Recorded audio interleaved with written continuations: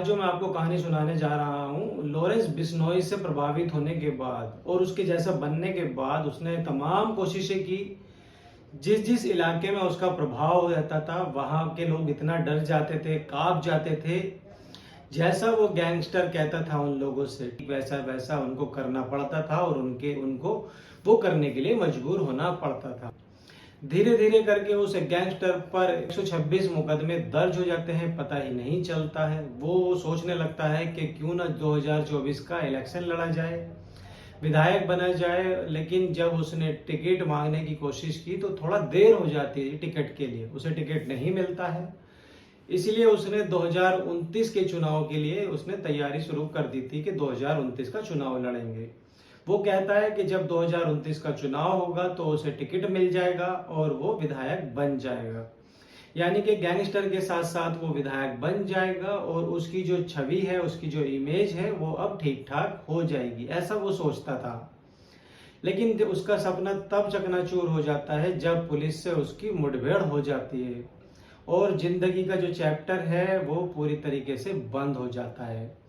जो उसके चाहने वाले थे, जो उसके गुर्गे थे, जिसको उसने परेशान किया था, ऐसी संख्या हजारों में होती है, जिसको परेशान किया था वो लोग खुश हो जाते हैं। पुलिस ने जो काम किया है वो वाकई अपना एक काबिल तारीफ था और अपना एक बेहतरीन काम करके गैंगस्टर का एनकाउंटर कर दिया है। जिसकी ऐसा गैंगस्टर जिसकी कद काठी कुछ ऐसी नहीं थी, अगर कोई भी आदमी उसको एक ठीक से तमाचा मार दे तो हो सकता है कि वो 4 से 5 दिन तक उससे उठा भी ना जाए। लेकिन उसके अंदर जिगर था, वो इतना बड़ा था। जो बड़े बड़े पुलिस वाले हों, बड़े बड़े बदमाश हों, विधायक हों, सांसद हों, बिजनेसमैन हों, व्यापारी हों, उसके नाम से पूरी तरीके से कांपते थे, थर्राते थे। आज कहानी उसी गैंगस्टर की है जिसने बहुत कम समय में बहुत ज्यादा नाम कमाया और अपना नाम बड़ा कर लिया था। तो कैसे हैं आप लोग? मैं इमरान मलिक। आज की जो सच्ची घटना है वो हम आपको सुनाने जा रहा हूं। ये जो सच्ची घटना है ये है झारखंड प्रदेश की। दरअसल झारखंड की एटीएस को एक खबर मिलती है, 3 गाड़ियां होती हैं उनकी और उनमें 18 पुलिस वाले होते हैं, 18 ऑफिसर्स होते हैं। तो छत्तीसगढ़ की राजधानी रायपुर जाना था, उनकी सेंट्रल जेल में जाना था। वहां वो कुछ कागज लेकर जाते हैं, कुछ कागज दिखाते हैं और दिखाने के बाद कहते हैं कि आपके यहाँ पर एक कुख्यात अपराधी है, कैदी है, गैंगस्टर है, उसको हमें लेके जाना है और ये झारखंड में शिफ्ट करना है। दरअसल 10 मार्च 2025 की रात 8:11 का वक्त हो रहा था। जो कागजी कार्रवाई थी वो पूरी हो जाती है। 3 गाड़ियों के अंदर 18 पुलिस वाले होते हैं, उनका काफिला होता है। उसको बीच वाली गाड़ी के अंदर बिठाकर वो लगभग 621 किलोमीटर की जो यात्रा है वो यहाँ से दूर यानी कि रांची उनको जाना था। ठीक है, कोटवार जेल होती है, वहां पर उसको शिफ्ट करना था। पूछताछ वगैरह करनी थी कोर्ट के अंदर, उसकी पेशी होनी थी उसकी। अब यहाँ से जब तैयारी चल रही थी, जब तैयारी होने के बाद उनका जो सफर था वो था 11 घंटे 56 मिनट का जो सफर था वो लगभग 600 किलोमीटर। रात भर ये गाड़ी चल रही होती, रात भर ये सफर करते हैं। 11 मार्च 2025 की सुबह 9:15 के आसपास झारखंड प्रदेश का एक जिला लगता है पलामू। पलामू से लगभग रांची अभी 189 किलोमीटर के आसपास रह गया था।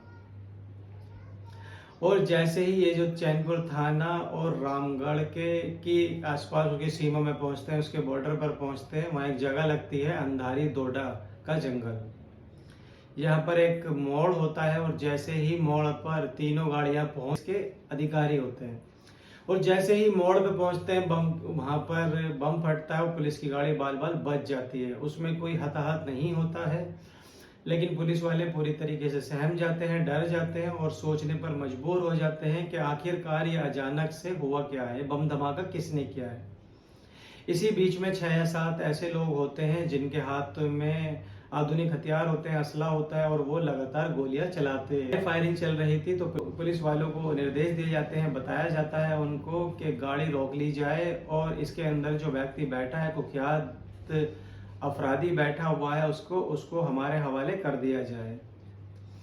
जैसे हवाले बात करने की आती है, फिर से गोलीबारी शुरू हो जाती है और एक गोली एक पुलिस वाले की जान में जाकर लग जाती है। व्यक्ति उसके हाथ में जो राइफल होती है वो छूट जाती है और वो राइफल हाथ लग जाती है उस मास की जिसका नाम होता है अमन साहू।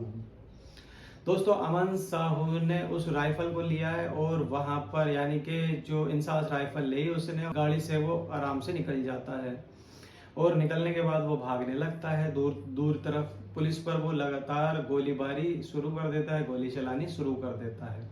अब ऐसी स्थिति में जब 18 पुलिस वाले होते हैं ऑफिसर्स होते हैं, एक बदमाश पुलिस की राइफल लेकर छीन के भाग रहा है और 5-6 उसके जो साथी होते हैं वो भी उसको कवर अप कर रहे थे, गोलियां चला रहे थे वो लगातार। इसी बीच में एटीएस की टीम ने एक ऐसा काम कर दिया जिसकी किसी को कल्पना भी नहीं थी। असल इसके अंदर एनकाउंटर स्पेशलिस्ट थे, साथ में वो बैठे हुए थे। नाम होता है उनका प्रमोद कुमार सिंह उर्फ बीके के नाम से वो मशहूर भी होते हैं। वो अपनी टीम को निर्देश देते हैं, दिशा निर्देश देते हैं और कुछ ही मिनटों के बाद में, महज कुछ ही मिनटों के बाद में कुछ ऐसा होता है जिसकी बदमाशों ने कल्पना भी नहीं की थी, इसके गुर्गों ने भी कोई कल्पना नहीं की होगी। गोलीबारी जैसे ही शुरू होती है और कुछ ही में 38 राउंड गोलियां चलती हैं। जैसे ही 38 राउंड गोलियां चलती हैं, जो बदमाश होते हैं वो तो मौका पाकर वहां से भाग जाते हैं, लेकिन अमन साहू नाम का जो व्यक्ति होता है, जो बदमाश होता है, उसको 13 गोलियां लगती हैं। मतलब 13 गोली लगती है, इसमें 12 गोली ऐसी होती हैं जिसमें उसके शरीर पर लगती है, उसके शरीर को भेद कर आत पार हो जाती है और एक गोली ऐसी होती है जो उसके सीने में जाकर अटक जाती है। अब यहाँ से बड़े अधिकारियों को सूचना दी जाती है और कहा जाता है उनको कि यहाँ पर पुलिस की और बदमाशों की मुठभेड़ हो चुकी है और जिस गैंगस्टर को वो लेकर आ रहे थे रायपुर की जो सेंट्रल जेल से उसको लेकर आ रहे थे, जिसको रांची की होटवार जेल में ले जाना था, वहां शिफ्ट करना था, उसको बेड़ हो गई है और उसको गोली लगी है। अब यहाँ सिर्फ पलामू के MMCH में उसको लेकर जाया जाता है, उसको हॉस्पिटल में। उसको तो डॉक्टर मृत घोषित कर देते हैं, बदमाश को हाथों हाथ। लेकिन जो पुलिस वाला होता है उसका इलाज शुरू हो जाता है, जिसके पैर में गोली लगी थी। आखिरकार एक ऐसे व्यक्ति के बारे में जब सोशल मीडिया पर खबर चलती है कि जो अमन साहू है अब इस दुनिया में नहीं रहा, पुलिस की मुठभेड़ में वो मारा जा चुका है। यहाँ से अब हर व्यक्ति ने जानने की कोशिश की कि आखिर अमन साहू कौन है। ऐसा कोई अखबार नहीं था, ऐसा कोई टेलीविजन नहीं था, ऐसी कोई न्यूज चैनल नहीं था, ऐसा कोई सोशल मीडिया ऐप नहीं था जिस पर अमन साहू की खबर ना चली हो और उसके बारे में ना बताया गया हो और अमन साहू के बारे में लोग जानने की कोशिश ना कर रहे हो कि आखिर ये बंदा था कौन, जिसकी उम्र महज 29 साल 8 महीने के आसपास बताई जा रही थी और उसकी का जो जिंदगी का चैप्टर था वो हमेशा के लिए खत्म हो जाता है। दरअसल झारखंड की जो राजधानी है रांची है, वहां से 38 किलोमीटर दूर एक जगह लगती है बुढ़मू और बुढ़मू से कुछ ही दूरी पर एक गांव लगता है जिसका नाम होता है मतवे। दरअसल मतवे का रहने वाला जिसका नाम निरंजन साहू, जो पतरातू के अंदर एक दुकान चलाता था, उसके 2 बेटे होते हैं। एक बेटे का नाम होता है अमन साहू उर्फ अमन साहब और दूसरे बेटे का नाम होता है आकाश कुमार। ये जो इसका बड़ा बेटा होता है अमन, जिसने एक मोबाइल की दुकान खोली थी और मोबाइल की जो दुकान इसने खोली थी, शुरुआत से ही इसका जो मिजाज था वो शुरू से ही रंगबाजी जैसा होता है। वो डर तो किसी से था ही नहीं, लेकिन वो कुछ अलग ही स्टाइल में रहता है, जैसे कि अलग से वो बदमाश की तरह रहता है। तो बदमाशों से इसका बड़ा इन्फ्लुएंस था, वो उनसे बड़ा प्रभावित होता था, इन्फ्लुएंस होता था और उसकी जो दुकान थी उस पर अगर कोई आता था तो ना तो वो किसी से डरता था और ना ही वो खौफ खाता था। ऐसे ही वक्त आते रहता है और साल 2002 के बारे में पंजाब टेक्निकल यूनिवर्सिटी में वो एडमिशन ले लेता है और वहां पर ही वो कंप्यूटर के अंदर डिप्लोमा करता है। डिप्लोमा करने के दौरान जब वो वापस लौट कर आता है छुट्टियों के अंदर 2012 में, सितंबर का वो महीना होता है, ये एक बदमाश उस इलाके का जो एक बदमाश होता है, इसके इलाके का एक नामी गिरामी जिसका नाम होता है कोलेश्वर बेंजू, उसके वो संपर्क में आ जाता है और कोलेश्वर गेंजू के कुछ साथियों के साथ में वो उसको एक टास्क देता है करने के लिए। रामगढ़ का बरनपुर एक इलाका है, वहां पर एक सीमेंट की फैक्ट्री है, वहां पर आपको फायरिंग करनी है जाकर। अब यहाँ से टीम जाती है, फायरिंग करती है और पूरे इलाके के अंदर इस बात को लेकर दहशत फैल जाती है। ये बात साल 2012 की बात है। ये जो 2 भी अपराधी होते हैं लेती है, गिरफ्तार कर लेती है और इसी अपराध के अंदर ये जो लड़का होता है जिसका नाम अमन साहू होता है उर्फ अमन साहब जो होते हैं, इसको गिरफ्तार कर लिया जाता है और 8 महीने के आसपास ही इसको जेल में रहना पड़ता है। जेल में 8 महीने के अंदर वो रहता है और यहाँ से वो ऐसी एजुकेशन प्राप्त करके निकलता है, ऐसी एजुकेशन लेके निकलता है, शिक्षा जिसने किसी ने कल्पना नहीं की होगी जब वो जेल से बाहर निकल कर आता है। तो उसके बाद उसने जो अपना रंग था, जो काम था, जो रंगदारी वसूलनी हो, मर्डर करना हो, गोलीबारी करनी हो, लोगों को परेशान करना हो या फिर नक्सल से जुड़ना हो, उसके पास में AK-47 जैसे हथियार हैं, वो शुरू होने आ जाते हैं। अपना वो गैंग बना लेता है और गैंग बनाने के बाद वो खुला छुट्टी बदमाशी करने लगता है, यानी कि वो खुला बदमाश बन जाता है। और ऐसा दावा किया जाता है कि पुलिस वालों ने भी उसका साथ दिया था इस बदमाशी में भी, साथ ही पॉलिटिक्स का भी उसको साथ मिलता रहा था और वो घर बैठे बैठे या फिर वो जैसे भी अपना गैंग चला रहा था और वो बदमाशी करता था और उसके नाम से लोग थे, कांपने लगते थे। एक बार वो साल 2018 की बात है, वो आर्म्स एक्ट में पकड़ा भी जाता है, यानी कि अवैध रूप से वो हथियारों का जो मामला होता है उसमें वो गिरफ्तार हो जाता है और उसको जेल भी हो जाती है और लगभग 6 साल की उसको सजा सुनाई जाती है। नक्सल से वो जुड़ ही गया था, यानी कि उनसे प्रभावित था और इसे वहां से ठीक से निकलने का मौका भी नहीं मिलता। हालांकि साल 2019 के अंदर एक बार फिर से वो जमानत होती है और गिरफ्तार कर लिया जाता है और गिरफ्तार करने के बाद ये जेल चला जाता है। करते करते इसके बारे में कुछ ऐसा होता है, जेल में जरूर जाता था लेकिन जेल में जाने के बाद भी इसकी जेल के अंदर से भी बदमाशी चलती थी।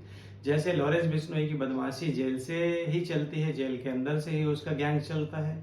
उसके नाम से कितने ही ऐसे गुर्गे हैं जो कुछ भी करने के लिए तैयार हो जाते हैं। ऐसे ही अमन साहू को लेकर भी उसके जो गुर्गे थे वो भी कुछ भी करने के लिए तैयार हो जाते हैं, किसी को मारने के लिए, किसी का रेप करने के लिए, किसी की हत्या करने के लिए, किसी से वसूली करने के लिए तैयार हो जाते थे। और इसका जो लगातार जो इसका कद था वो धीरे धीरे बढ़ने लगा था लॉरेंस बिश्नोई की तरह। जेल के अंदर रहते हुए उसको सारी जो सुख सुविधाएं थी वो सब जेल के अंदर ही मिल रही थी।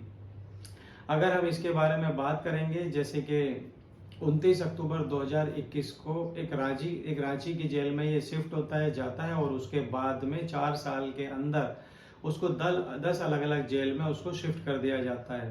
लेकिन किसी भी जेल में उसका जो रुतबा है वो कम नहीं होता है, चाहे रांची की जेल हो, चाहे पाकुड़ की जेल में हो या फिर गिरिडीह की जेल हो, बेगा की जेल हो, पलामू की जेल हो, दुमका की जेल हो, चाहे बासा हो, पलामू हो, गिरिडीह हो, चाहे चाईबासा रायपुर छत्तीसगढ़ की जेल हो।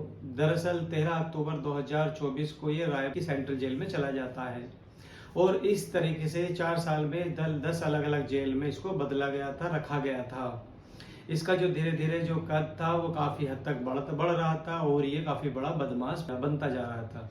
इसके जो संबंध थे वो कुछ ऐसे लोगों से हो जाते हैं जिसका नाम सुनकर अच्छे अच्छे जो लोग होते हैं उनकी हालत खराब हो जाती है, जिसमें लॉरेंस बिश्नोई हो, हरिशंकर तिवारी हो, रईस खान हो, पबला गुज्जर हो, नयन थापा हो, मयंक सिंह हो, भक्ता मंडल हो, बिश्नोई हो, लॉरेंस का भाई राजू थापा, अयूब खान, गौरव यादव, मतलब ऐसे जो बड़े बड़े गैंगस्टर होते हैं जिनके ऊपर बड़े बड़े मुकदमे चलते होते हैं, उससे इनके कॉन्टैक्ट बन जाते हैं और उनके लिए ये काम करना भी शुरू कर देता है। एक इलाका होता है जो इसका क्षेत्र होता है, लातेहार, हजारीबाग, रामगढ़, चतरा, पलामू, धनबाद, छत्तीसगढ़, पश्चिम बंगाल, ऐसी जगहों पर इसका एक सिक्का चलने लगता है और नाम से इसके लोग वहां पर थर थर कांपने लग जाते हैं। इसके जो गुर्गे होते हैं जो इसके लिए काम करना शुरू कर देते हैं। सोशल मीडिया पर ये कुछ ही वक्त में इस तरीके से एक्टिव रहता है कि लड़कियों के नाम से इसकी फेक आईडी बनाई होती है या फिर टेलीग्राम पर फेक आईडी बनाना, जैसे कि अमित शाह के नाम से, काजल के नाम से, अंजलि के नाम से, प्रिया के नाम से, मतलब इस तरीके से अलग अलग ये लड़कियों की आईडी बनाता है और यहीं से वो अलग अलग कुछ ऐसे लोगों से संपर्क साधता था। कुछ ऐसे ऐसे नंबर डेवलप किए थे कि इस खाते में पैसे डाल दीजिए और जिसको जैसे भी पैसे मैसेज पहुंचता था, किसी की भी हिम्मत नहीं होती थी, चाहे वो कोयले का ठेकेदार हो या वो भट्टे का मालिक हो या फिर सड़कों का मालिक हो या फिर कोई बड़ा बिजनेसमैन हो या फिर कोई बड़ा बिजनेसमैन हो या फिर डॉक्टर हो। इस तरीके से बताया जाता है कि इस पर लगभग हत्या हो, रंगदारी हो, हत्या का प्रयास, जबरदस्ती पैसे वसूलनी, इस 126 से ज़्यादा इसके ऊपर मुकदमे दर्ज हो चुके थे और जेल के अंदर रहते हुए भी ये बड़े बड़े काम करने लगा था। लेकिन एक दिन की बात है, जब साल 2024 के अंदर जब इसको विधानसभा का चुनाव नज़दीक आने लगता है तो इसके जो गुर्गे होते हैं उन्होंने कहा कि अमन साहब, अगर आप चाहो तो आप विधायक बन सकते हो, इलेक्शन लड़ सकते हो, और जो आपके ऊपर इतने सारे मुकदमे चल रहे हैं, जो गैंगस्टर एक्ट लगा हुआ है, जो आपकी इमेज है, जो छवि है वो बदमाशों वाली है, आप सफ़ेद पोश पहन लेते हैं, नेता बन जाते हैं अगर आप, तो जाहिर सी बात है आप सारे जो अपराध हैं वो आपसे ऊपर से हट सकते हैं, ख़त्म हो सकते हैं, और लोग फिर समाज में आपकी इज्जत भी होगी, रिस्पेक्ट भी बनाई जाएगी। ऐसे ही उसने सोचा कि क्यों ना टिकट ले लिया जाए। टिकट लेने के लिए जाता है, वो झारखंड विधानसभा का बड़का गांव सीट होती है एक, लेकिन उसको ऐन वक्त जब पहुंचता है तो वहां से उसको टिकट नहीं मिल पाता है।